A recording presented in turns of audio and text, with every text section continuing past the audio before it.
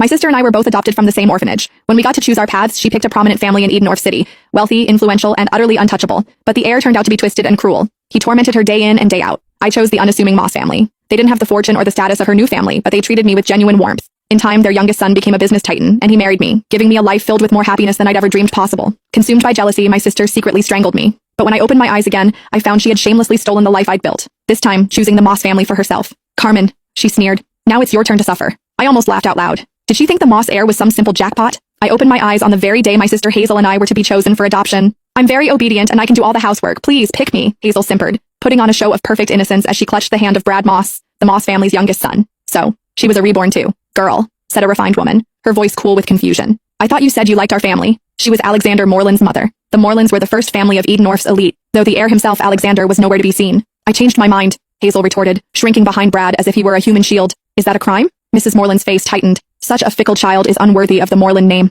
Then her gaze softened as she turned to me. You seem like a good girl. Come with me. We have a son at home you'll like. I simply nodded and took her outstretched hand. A triumphant gleam flashed in Hazel's eyes as if she just won a great victory, but she had no idea. While everyone feared Alexander's eccentricities, I was far more terrified of Brad, a guy as cold and venomous as a snake. In my last life, I had spent years desperately trying to escape his grasp. This time she had unknowingly done me the biggest favor imaginable. As Mrs. Moreland stepped outside to get the car, Hazel sidled up to me, her eyes full of contempt. Enjoy your new life, Carmen, she whispered. This time, you're the one who will suffer. I didn't even bother to reply. Her gloating was nothing more than a clown's performance. She thought she had secured a fresh start, but the joke was on her. She hadn't escaped a fire. She had just jumped headfirst into a hell far more brutal than she could ever imagine. After I arrived at the Moreland estate, Mrs. Moreland gave me a private suite and hired a small army of tutors for piano, dance, and etiquette. She was gentle but frank. Sweetheart, I'll be honest. I adopted a daughter to find a suitable match for my son. You must apply yourself. Alexander returns from abroad in a month. If he takes a liking to you, your future will be secure. Remember, the entire Moreland legacy will be his one day. I knew from my last life that Alexander had felt nothing but disdain for Hazel, and her time here had been miserable. I didn't dare hope the cold, aloof heir would favor me either.